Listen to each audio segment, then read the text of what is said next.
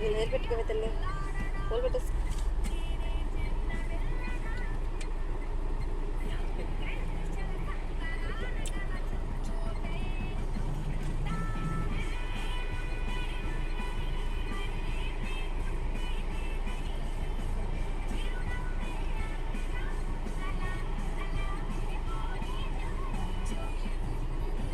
ఇంకా ఆకలేసేస్తుంది.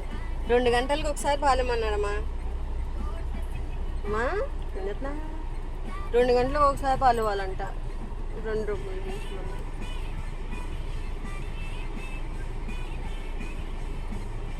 స్నానం చేయించే ముందు పాలు ఇచ్చి బాగా వేడి వేడి నీళ్ళు పోతే